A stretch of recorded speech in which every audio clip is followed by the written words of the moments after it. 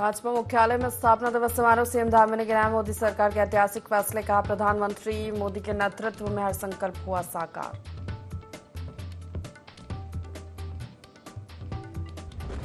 चारधाम यात्रा से पहले सुरक्षा और व्यवस्था पर फोकस। मुख्यमंत्री पुष्कर सिंह धामी लगातार कर रहे समीक्षा। कहा श्रद्धालुओं को नहीं होगी कोई दिक्कत।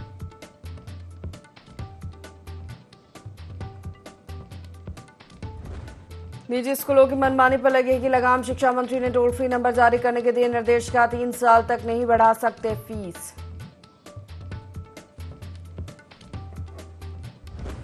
बाबा रामदेव ने वक्फ संशोधन बिल का किया समर्थन। बोले देश में सबके लिए एक समान कानून जरूरी, मुसलमानों को भी चाहिए समझना।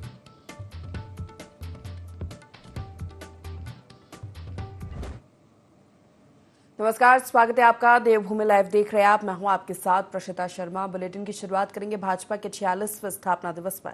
देहरादून भाजपा मुख्यालय में भव्य कार्यक्रम का आयोजन किया गया, जहां मुख्यमंत्री पुष्कर सिंह धामी ने शिरकत की।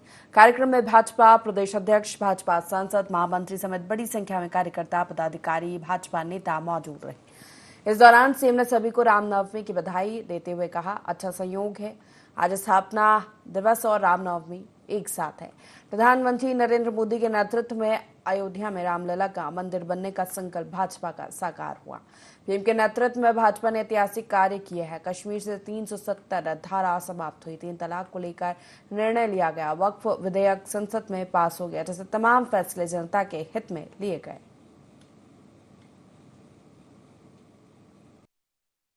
भारतीय जनता पार्टी का स्थापना दिवस है। आज ही रामनवमी है और सौभाग्य की बात देखिए, आज भगवान श्री राम अपने मंदिर में, उनका आज भगवान सूर्य किरणों से तिलक हुआ है। तो हम सबके लिए तो उत्साह का दिन है और आज भारतीय जनता पार्टी स्थापना दिवस प्रत्येक कार्यकर्ता मना रहा है। आज हर कार्यकर्ता अपने घर के ऊपर कमल का झंडा फहरा रहा है और आज से लेकर 13 तारीख तक लगातार हमारे संगठन कार्यक्रम चलेंगे, स्थापना दिवस के कार्यक्रम चलेंगे, जिसमें हम लोग प्रत्येक जो बीजेपी के प्राथमिक सदस्य बना है, ऐसे प्रत्येक सदस्य घर पर जाकर उसकी ओर में कमल का झंडा फहराएंगे और भारतीय जनता पार्टी की मजबूती के लिए संकल्प लेने का हम आग्रह करेंगे। भारतीय जनता पार्टी का स्थापना दिवस भी है और साथ में रामनवमी का पर्व भी है और ये रामनवमी का दूसरा पर्व दूसरी बार ऐसा आया है जब भगवान राम 500 वर्षों के बाद अपने महल में, अपने मंदिर में रामनवमी का पर्व मना रहे हैं।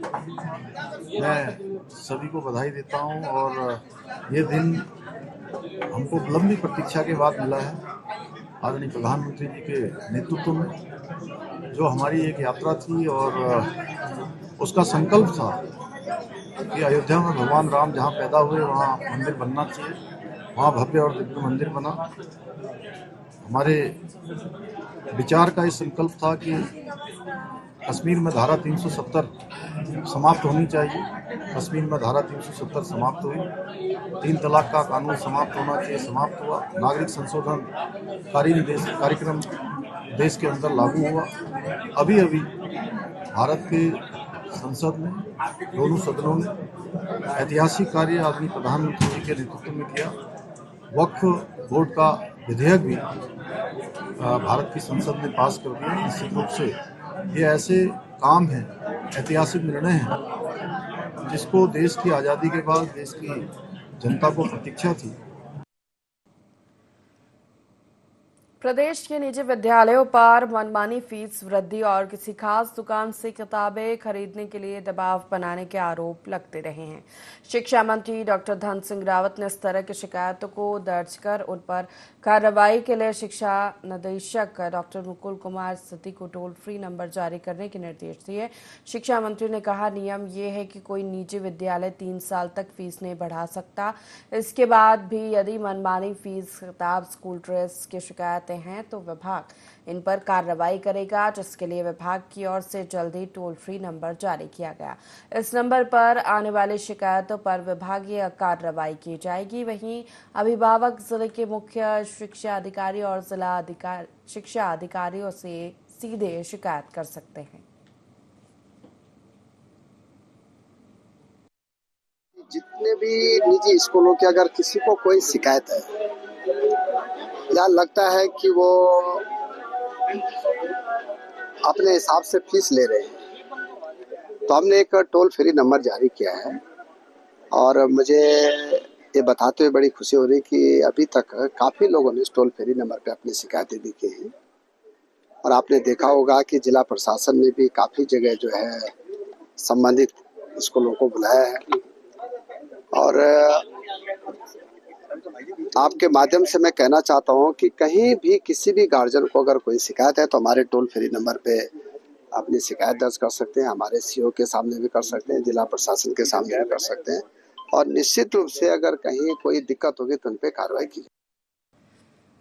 थराली में बीजेपी के 46वें स्थापना दिवस के मौके पर बीजेपी कार्यालय में विधायक भूपाल राम टमटा ने पार्टी कार्यकर्ताओं की मौजूदगी पर स्थापना दिवस मनाया। साथ ही बीजेपी के संस्थापक श्यामा प्रसाद मुखर्जी के चित्र पर माल्यार्पण कर मिठाई बांटी।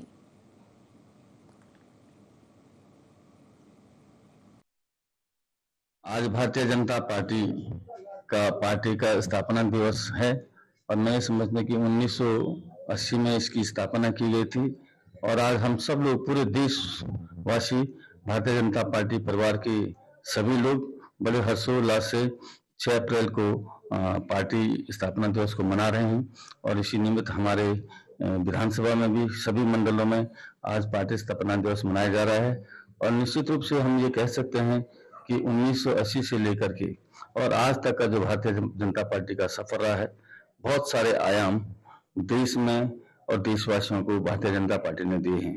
हम सौभाग्यशाली हैं कि वर्तमान में इस देश का नेतृत्व हमारे यशस्वी प्रधानमंत्री जी कर रहे हैं, जिन्होंने विगत 2014 से लेकर के और 2025 तक का जो सफर तय किया है, उससे उनका एक जो नारा था, सबका साथ, सबका विकास, सबका विश्वास, और मैं समझता हूँ कि आज विभिन्न कल्याणकारी योजनाओं के माध्यम से जो देशवासियों से उन्होंने सेवा का संकल्प लिया था, उनको उन्होंने पूरा करने का काम किया है। पश्चिम बंगाल में रामनवमी के जुलूस को लेकर हो रही राजनीति पर योग गुरु स्वामी रामदेव ने बड़ा बयान दिया। हरिद्वार में रामनवमी के कार्यक्रम में मीडिया से बात करते हुए स्वामी रामदेव ने कहा कि देश में रामनवमी, जन्माष्टमी और ईद पर राजनीति से प्रेरित सभी पाबंदियों पर रोक लगनी चाहिए।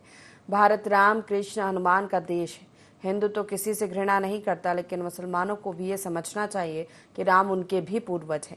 देश में धर्म संप्रदाय के नाम पर विभाजन खत्म होना चाहिए। वहीं वक्फ बोर्ड संशोधन बिल पर स्वामी रामदेव ने कहा कि देश में सभी के लिए समान कानून होना चाहिए। अगर वक्फ में संशोधन नहीं किया जाता तो हिंदू, सिख, जैन भी अपने लिए अलग बोर्ड बनाने की मांग करते। जो भी लोग इसका विरोध कर रहे हैं वे अपना वोट बैंक समेटने के लिए बयानबाजी कर रहे हैं। न रामनवमी पर, न जन्माष्टमी पर, न ईद पर किसी भी प्रकार की जो पाबंदियां हैं राजनीति से प्रेरित होकर के वोट बैंक के लिए, ध्रुवीकरण के लिए, ये सब देश में बंद होनी चाहिए। ये भारत सनातन का देश है, राम का देश है, कृष्ण, हनुमान, शिव का देश है और इसमें सबका आदर है। बस एक ही बात है, कोई किसी से घृणा ना करे। हिंदू तो किसी से घृणा करता ही नहीं है। मुसलमान भी अपना ईमान, जो उसका मजहब है, पूजा पाठ है, वो तो जो भी मानना है माने, लेकिन मुसलमान को भी ये तो पता ही है कि राष्ट्र हमारा है, हमारे पूर्वज एक हैं। राम मुसलमानों के भी पूर्वज हैं। ये बात अब सब मानते हैं।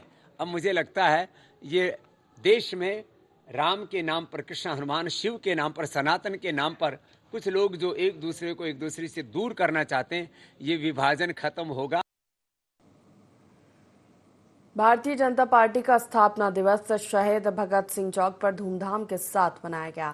इस मौके पर भारतीय जनता पार्टी के कार्यकर्ताओं ने आतिशबाजी कर मिष्ठान वितरित किया और एक दूसरे को स्थापना दिवस की शुभकामनाएं दी। इस दौरान दर्जनों की संख्या में भाजपा कार्यकर्ताओं ने प्रधानमंत्री नरेंद्र मोदी और भाजपा के राष्ट्रीय अध्यक्ष जेपी नड्डा जिंदाबाद के नारे लगाए। पार्टी की रीति और नीति को जन जन तक पहुंचाने का आह्वान किया। इस अवसर पर नगरपालिका अध्यक्ष मीरा सिकलानी ने पार्टी की स्थापना और विजन पर चर्चा की।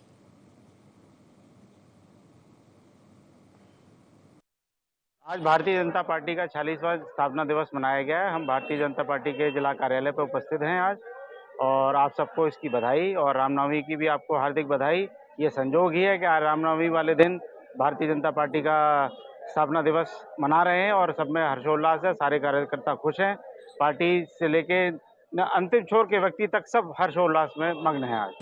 हमारे आदर्श मर्यादा पुरुषोत्तम श्री राम जी के जन्मोत्सव पर सभी को बहुत बहुत शुभकामनाएं देता हूँ। आज रामनवमी का शुभ दिन है और भारतीय जनता पार्टी का 46वां स्थापना दिवस है, उसका भी आज शुभ दिन है। तो आज यहाँ जिला कार्यालय पर हम लोगों ने भारतीय जनता पार्टी का झंडा लहराया और सभी ने संकल्प किया कि पार्टी के प्रति निष्ठावान रहेंगे और देश के प्रति समर्पित रहेंगे। क्योंकि पार्टी का जो मूल मंत्र है चरवेती, उसके अनुसार ही पार्टी कार्य करती है और लोग हर समय जो है कार्य में लगे रहते हैं। युद्ध असली योद्धा वही है जो युद्ध के समय पे काम ना करे और जो है पूरे वर्ष जो है योद्धाभ्यास में रहे। तो लोग लगातार पार्टी के लिए कार्य करते रहते हैं। विश्व की सबसे बड़ी पार्टी और जिस तरह से भारतीय जनता पार्टी की सरकार में भारत नित नए रिकॉर्ड दर्ज करा रहा है, अपने पुराने वैभव की तरफ बढ़ रहा है। कोई संदेह नहीं है कि हम 2047 से भी पहले ही विकसित भारत होंगे। अभी तो हम 10वीं से 5वीं अर्थव्यवस्था पर आए हैं और निरंतर आगे बढ़ रहे हैं। बहुत जल्द समय से पूर्व हम विश्व की तीसरी। उत्तराखंड के कैबिनेट मंत्री डॉक्टर धन सिंह रावत हरिद्वार दौरे पर पहुंचे। उन्होंने बहादुराबाद स्थित उत्तराखंड संस्कृत विश्वविद्यालय में अतिथि गृह, बालिका छात्रावास, परीक्षा हॉल और बीएड भवन सहित कई निर्माण कार्यों का शिलान्यास किया है। सभी निर्माण कार्य लगभग 68 लाख रुपए की लागत से किए जाएंगे। विश्वविद्यालय पहुंचने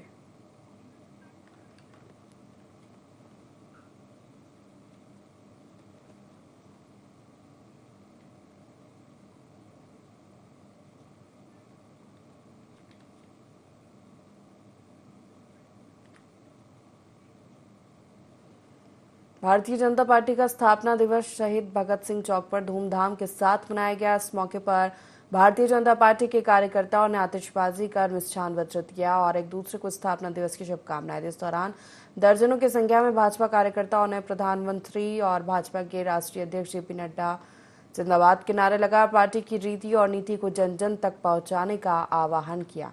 इस अवसर पर नगर पालिका अध्यक्ष मीरा सकलानी ने पार्टी की स्थापना और विजन पर चर्चा की।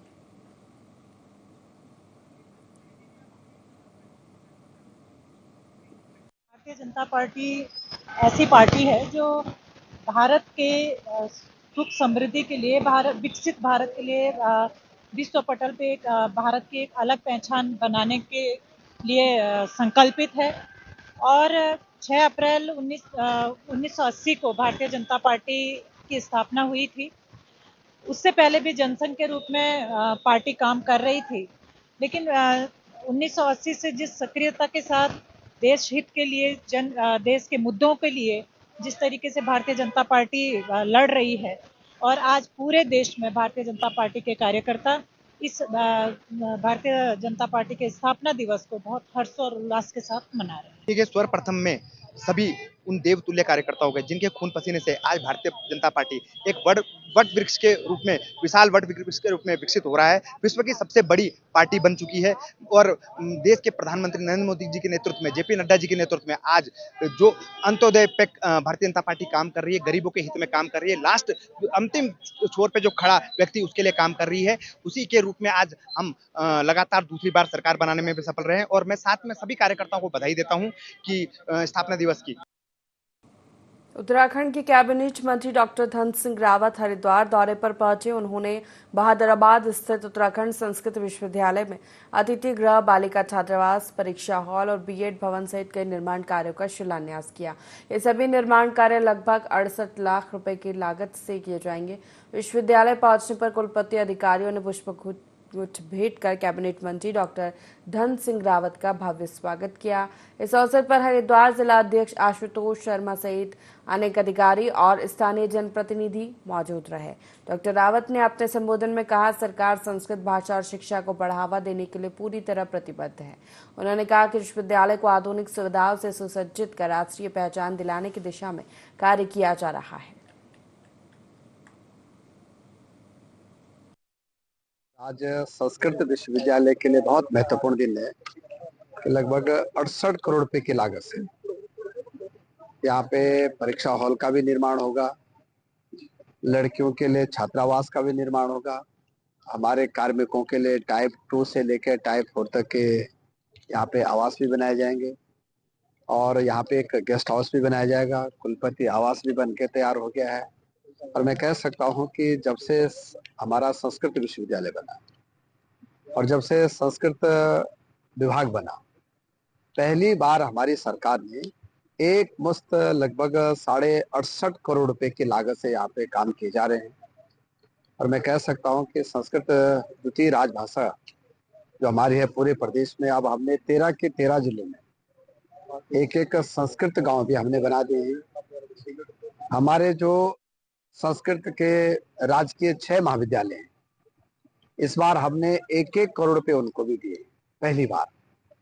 तो जो हमारे कुलपति जी ने डिमांड की है, हमारे विश्वविद्यालय के छात्र संघ के लोगों ने डिमांड की है, हमारे कर्मचारियों ने डिमांड की है, हमारे जो छात्र हैं यहाँ पढ़ते हैं गरीब बच्चे, उनने डिमांड की थी, वो हमने पूरी की है। और मैं अपने सचिव गहरोला जी और विश्वविद्यालय के कुलपति जी और हमारे कुल सचिव और पूरे विभाग का भी धन्यवाद देना चाहता हूँ कि उन्होंने समय पे डीपीआर बना के दी थी और आज देख रहे होंगे आज की लगभग 68 करोड़ रुपए की लागत से हम यहाँ पे भूमि पूजन कर। जोशीमठ के भविष्य बद्री सुभाई मोटर मार्ग पर वाहन के अंदर अधजली हालत में एक शव मिला। पुलिस, एसडीआरएफ और तहसील प्रशासन की टीम मौके पर पहुंची और घटना की पूरी जानकारी जुटाई जा रही है। वाहन भी चला हुआ नजर आ रहा है। बता दें, क्षेत्र में पंचबद्री का प्रमुख धाम भविष्य बद्री मंदिर मौजूद है, जहां प्रतिदिन बड़ी तादाद में भगवान भविष्य बद्री के दर्शन करने के लिए यात्री पहुंचते हैं। इस घटना से पंचबद्री में एक प्रमुख भविष्य बद्री धाम क्षेत्र दहशत में सीमांत धौली गंगा घाटी की शांत आध्यात्मिक वादियों में इस तरह की घटना होने से अब क्षेत्र में पुलिस चौकी खोलने की मांग होने लगी है। मैंने देखा कि एक गाड़ी जली हुई है। जैसे मैं गाड़ी से उतरा तो उसके अंदर एक डेड बॉडी भी जली हुई थी और 7 बजे के आसपास से मैंने सीधे 100 नंबर पर कॉल किया। उसके बाद मैंने और एसडीएम साहब जोशीमठ एसडीएम जिलाधिकारी को मैंने फ़ोन किया और फिर उसके बाद थाना अध्यक्ष जोशीमठ को भी फ़ोन किया और सभी को सूचित किया कि एक गाड़ी जली हुई है, उसके अंदर एक डेड बॉडी जली हुई है और यह एक तीर्थ स्थल है। तीर्थ स्थल पर इस तरह की घटना का होना बहुत निंदनीय है। उत्तराखंड के मुख्यमंत्री पुष्कर सिंह धामी ने रामनवमी के अवसर पर मुख्यमंत्री आवास पर सपरिवार पूजा अर्चना की, साथ ही 9 कन्याओं का पूजन भी किया। उन्होंने इस अवसर पर प्रदेशवासियों को रामनवमी की शुभकामनाएं दी और प्रदेश की खुशहाली व देश की सुख समृद्धि की कामना की।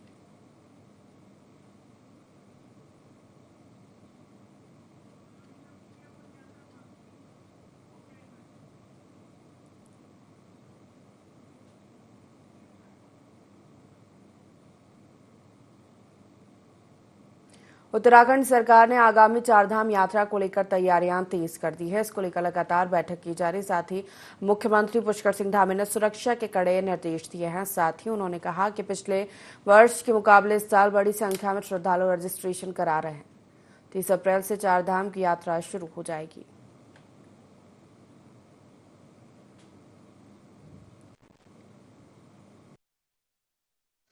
चारधाम यात्रा के लिए इस बार हमने जो तैयारियां हैं वो पिछली 2024 की चारधाम यात्रा का जैसे ही समापन हुआ था उसके बाद तत्काल रूप से हमने इसकी तैयारियों की समीक्षा बैठकें प्रारंभ कर दी थी और पिछले सालों के जो अनुभव रहे हैं, जहां भी सुधार की आवश्यकता रही है वहां हमने सुधार के लिए कहा है और मैं स्वयं नियमित रूप से इसकी मॉनिटरिंग कर रहा हूं। रजिस्ट्रेशन लगातार बढ़ रहे हैं, रजिस्ट्रेशन की प्रक्रिया को भी आसान किया है। हमारा प्रयास होगा कि राज्य के अंदर आने वाले चार धामों के दर्शन करने वाले सभी तीर्थयात्री श्रद्धालुओं को किसी प्रकार की कोई परेशानी न हो, की सुरक्षा का भी प्रबंध किया गया है और सड़कों के आसपास कहीं किसी परेशानियों का सामना न करना पड़े। ट्रांसपोर्ट डिपार्टमेंट, पुलिस, यातायात सभी व्यवस्थाएं हमने सुनिश्चित की हैं।